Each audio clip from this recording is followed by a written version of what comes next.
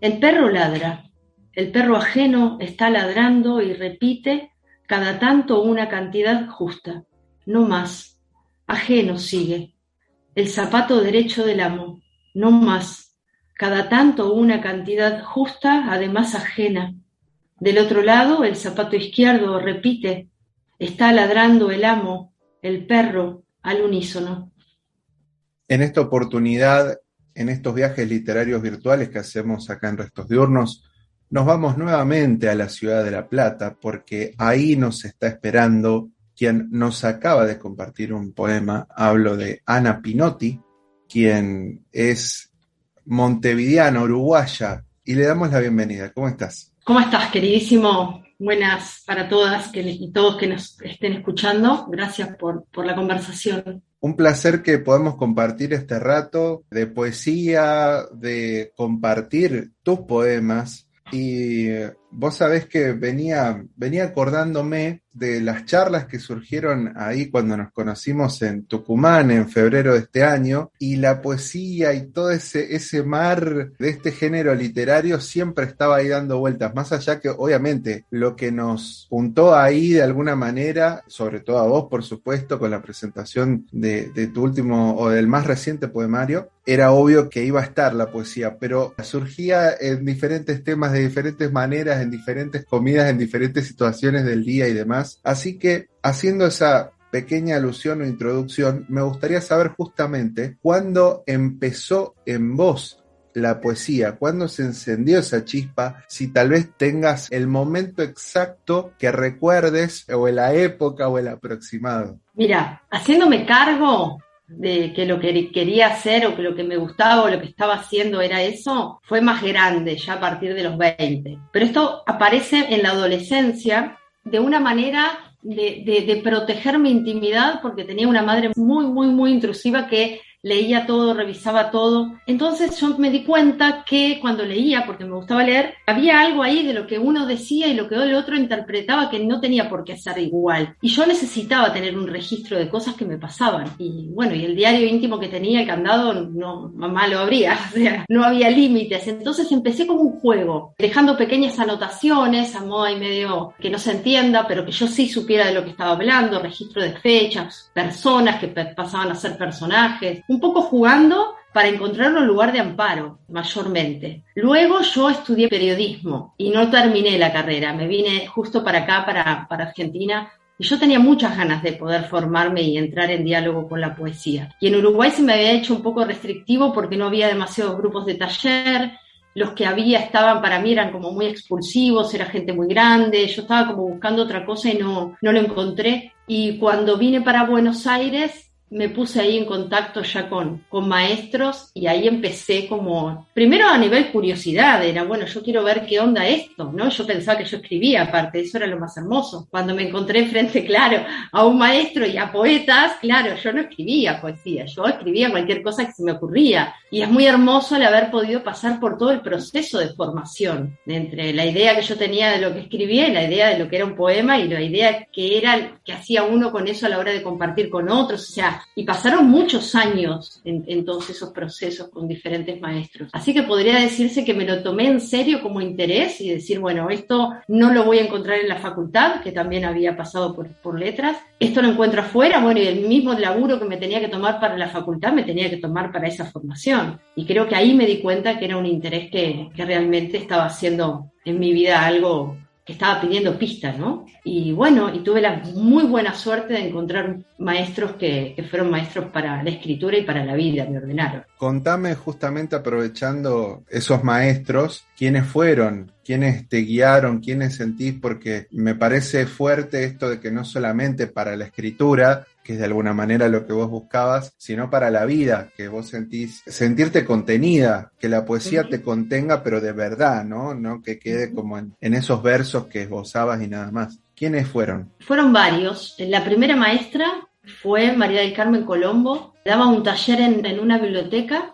Era un taller gratuito en ese momento que estaba en Buenos Aires. Éramos como 20 y pico. Yo no tenía ni idea quién era María del Carmen Colombo. O sea, sí, caí como, a ver, había un taller, fui. Me acuerdo que el registro que tengo de su aprendizaje no fue tanto respecto de la compañía que hiciera ella respecto de mi texto, porque éramos muchos, no había mucho tiempo para el trabajo formal sobre eso, pero ella me generó un estado de pasión de la lectura y empezar a conocer. Yo me iba a mi casa con la cabeza explotada, con grandes frustraciones porque quería hacer cosas y no me salían, y después íbamos y las devoluciones y no era lo que yo esperaba, bueno, pero me daba cuenta que todo eso, amén de frustrarme, me daba como la intriga y el desafío de hacerlo. Ella fue la primera. Después, estando yo, terminando el taller con ella, se abrió una convocatoria para la beca Antorchas, en los años, que fue 2001 creo, 2002. Y esa beca te otorgaba la posibilidad de formarte durante, creo que eran 3-4 meses, con Teresa Arijón, Arturo Carrera y Diana Velesi.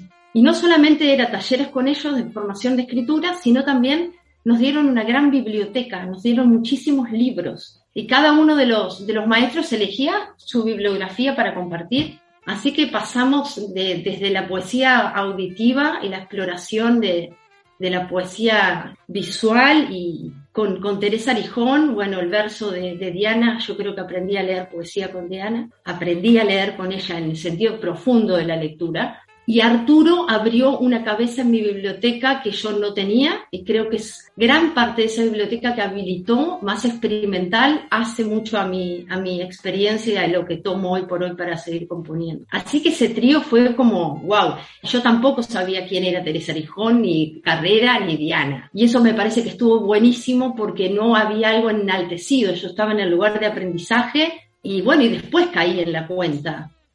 Bueno, mirá, es Diana Velesi, era como, bueno. Pero por suerte me pasó desde un lugar mucho más concentrado en el trabajo, en esas devoluciones, y ella me acompañó mucho en el sentido de, yo estaba terminando muy complicada con el tema de la carrera de letras, no estaba disfrutando, no era lo que yo quería hacer, pero yo pensaba que para ser poeta había que hacer eso. Y bueno, y una conversación con Diana habilitó también esto de decir, bueno, no, puede que no sea por ahí, ¿no? La formación no empieza ni termina en la academia, y bueno, esas conversaciones que abrieron puertas.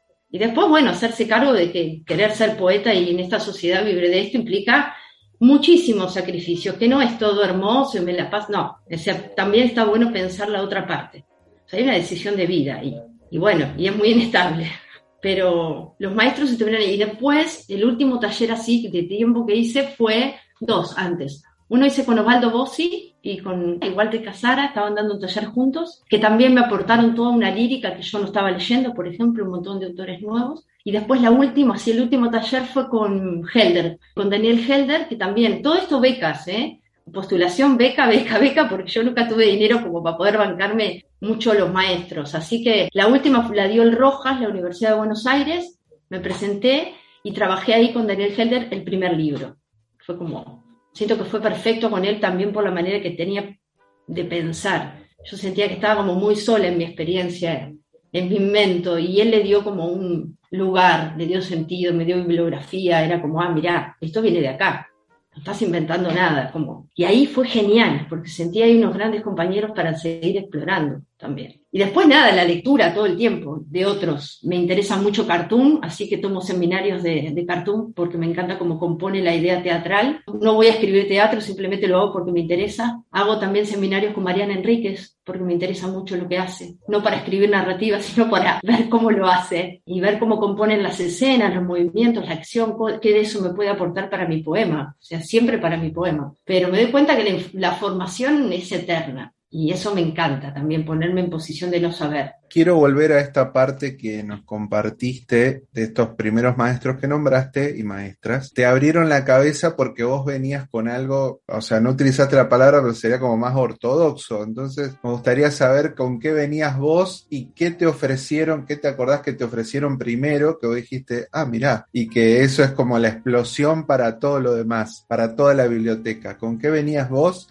¿Y con qué te encontraste después? Yo venía primero con la exigencia de la carrera de periodismo, que lo había hecho porque era lo que mi vieja quería. No la terminé, por suerte. Empecé letras pensando que era lo que yo quería. no lo terminé porque no, y me frustraba mucho porque era lo que yo quería, pero yo no tenía tiempo para disfrutar la lectura. Se me pedía una respuesta de algo que yo no había tenido tiempo para pensar, no sé, fue como muy agobiante. Y creo que las conversaciones con los maestros, bueno, Eliana es una persona que tampoco terminó su carrera y es una mina súper formada, una persona que es una gran traductora, que tiene muchísima lectura. Entonces empecé a darme cuenta que también había otras maneras de formarse, que también eso era válido. Y la discusión después qué pasa en la academia o no, me lo pude hacer luego y darme cuenta que no era algo mío, que era como una idea que eso tenía que ser así. Cuando pudo caer esa idea y empezaron a suceder todos estos elementos de formación bien diversos aparte, maestros bien distintos, que bueno, tenían bien que ver con lo que yo quería, era la herramienta poética, yo quería poder leer,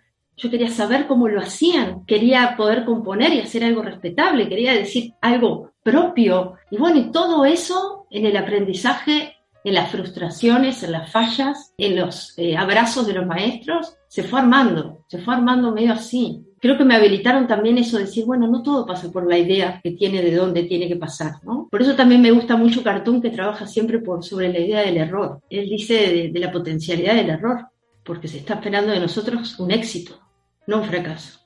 ¿Y qué pasa si fracasamos? ¿Y qué pasa si fracasamos mejor? Y creo que toda esa línea intelectual, no sé, Beckett en su trabajo, creo que a mí me abrieron ahí como, esto que me pasa a mí, que yo estoy intentando, tiene esta escuela. Y eso también me lo dieron los maestros. No una herencia, sí una escuela. Dices, bueno, estas personas, a través de las lecturas, de las conversaciones, de su poesía, empiezan a hacer un mundo. Y no solamente la literatura. A mí el cine me aporta un material muy importante para la composición. El teatro también. Siento que robo todo el tiempo ideas. Miro el cine y digo, y después me doy cuenta, este libro le robé toda la idea a un cineasta. Este libro, La Fábula, le robé a una película de Yorgos Lanthimos que se llama Canino. Yo la vi hace muchos años y me había impactado mucho lo que hacía. Pasó. Cuando terminé de escribir el libro, que me parecía tan raro, dije, yo ya sé lo que estoy haciendo en este libro. Caí en la cuenta mucho después, dije, esta es la idea de Lanthimos, le robé la idea. Y me encanta que me haya pasado. Dices, bueno, las ideas son libres, ¿no? En la conversación con otros te das cuenta que hay otros que también las trabajan. Y después cada uno a su costal, ¿no? Un poco ahí. Y fallando. Ana, bueno, quería preguntarte sobre tu voz poética, si vos crees que la tenés definida, si vos la tenés presente, o que en base a esta construcción que me decís de la formación infinita o continua que vas teniendo y que vas a seguir teniendo, esa voz va a seguir creciendo, se va direccionando para otro lado o se mantiene. Mira, es muy interesante esto que habla. Yo a veces lo hablo en los talleres. Hay muchas preguntas respecto de eso. No sabría decirte si lo pienso como una voz poética. Creo que cada uno de los libros logra, en la necesidad de plasmar la idea, una manera de decir, cada libro. Pero tomando esto, creo que viene por otro lado la pregunta. Yo no sé si reconozco en mí una voz, sí reconozco intenciones. Por ejemplo, me doy cuenta que todos mis libros trabajan sobre partes. Se forma la totalidad casi por un acuerdo de común, pero trabajan sobre las partes, ya sean las partes del discurso, las partes del cuerpo, en este caso la parte de cómo se organizan determinados vínculos, en el caso de la fábula del huevo freudiano. Me doy cuenta que hay algo que insiste que tiene que ver con las partes. Me doy cuenta que el cine que me gusta también tiene que ver con ciertos bordes, con algo que no intenta explicar, sino también que te lleva a una experiencia. Me pasó, por ejemplo, con David Lynch, la primera película que vi, salí como entre indignada, perturbada, porque no entendí nada. Entonces, después hablando con un amigo, y él también le había sucedido, él venía de formación de cine, entonces me decía, bueno, quizá tenemos una manera clásica de abordar determinado cine, y entonces vos buscaste esa manera, esa dialéctica.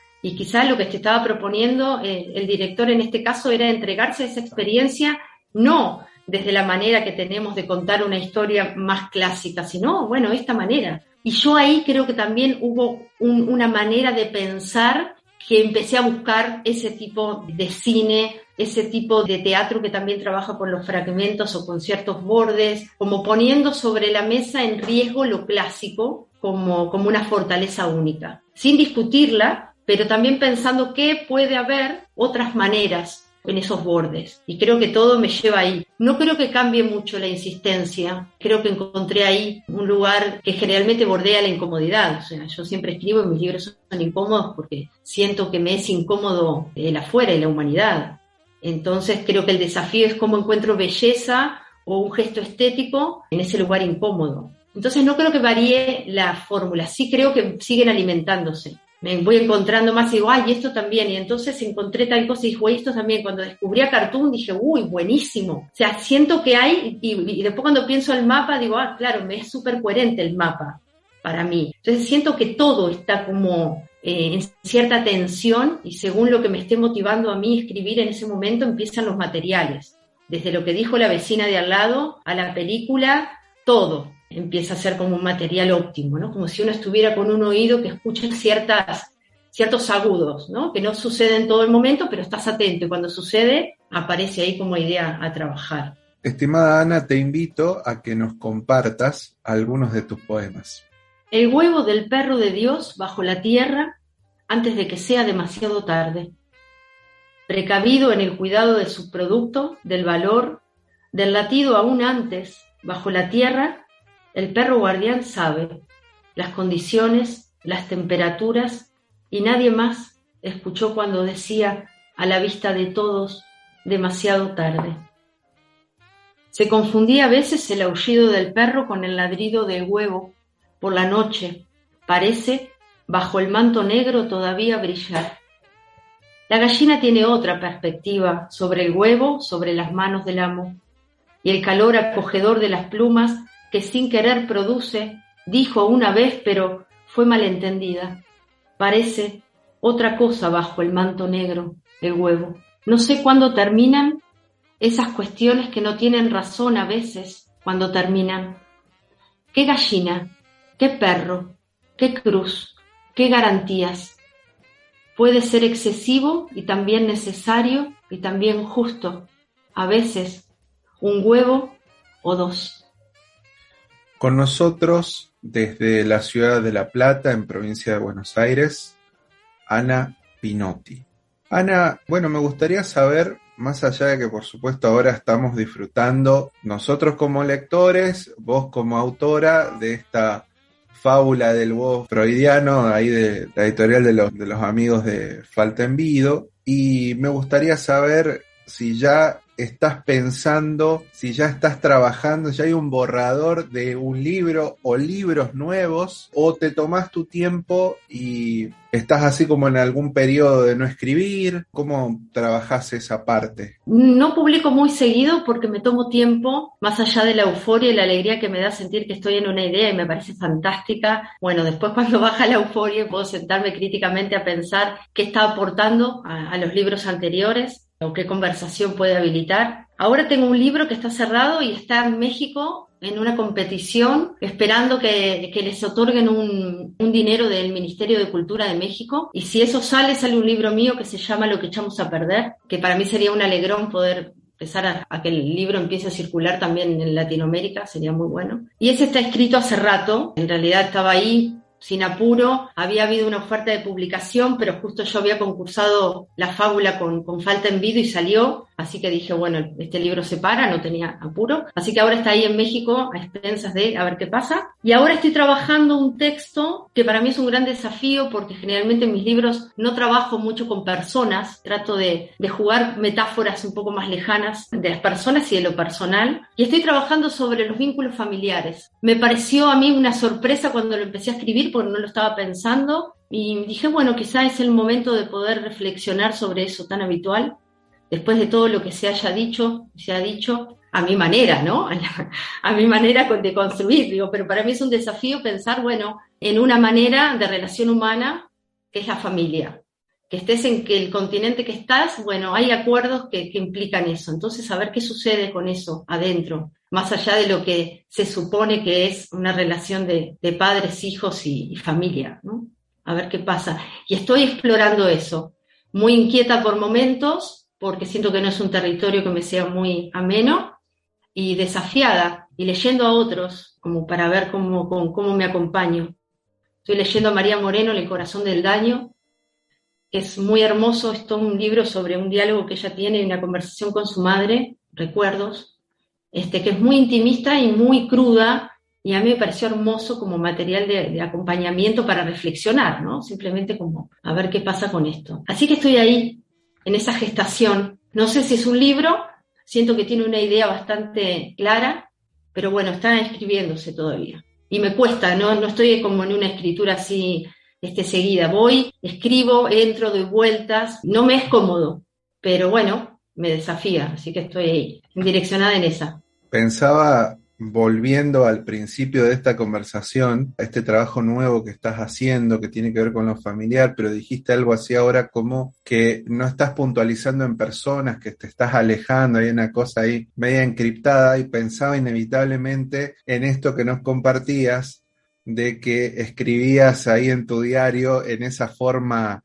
encriptada para que solo vos lo puedas saber. Ahora trato de ser un poco más generosa cuando tengo la intención de que alguien más me lea, pero sin duda, sin duda. Me dijo una vez una amiga, me dijo, vos te tomaste tanto trabajo para ocultarte en tus libros. Y sí y no, porque están las ideas ahí, ¿no?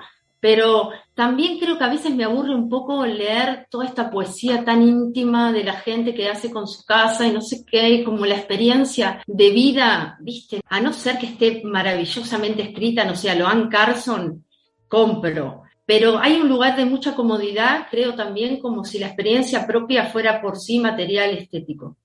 Y creo que ahí a veces se cae un poco. Después de todo esto que hablábamos, después de que nos compartiste varias formas, visiones, conceptos, me queda preguntarte, ¿qué es la poesía para vos? Es genial porque la pregunta ha variado con los años. Para mí la respuesta. Ya para mí a esta altura es como una manera de estar en el mundo.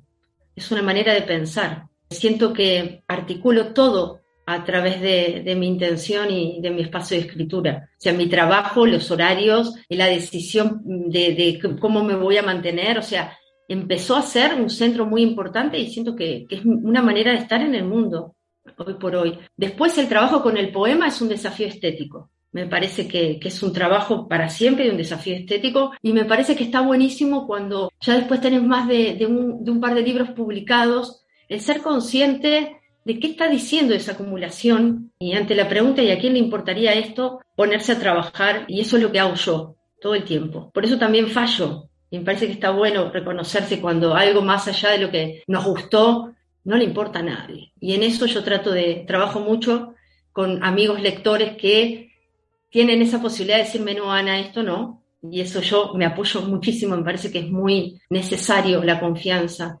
con los amigos lectores, que sabes que te pueden hacer una crítica y que te están leyendo. Y esa parte honesta a mí me salva. Entonces es como un poco con todos, no es solo escribir. Entonces, si vos una manera de estar en el mundo, de cómo elegís tus amigos, cuáles son tus amigos, es como decíamos, nos vimos 2 días, tuvimos 5 conversaciones desde que estuvimos comiendo, desayunando con las editoriales, y siempre pasó por ahí la poesía, y no desde el lugar la poesía grandilocuente, ¿no?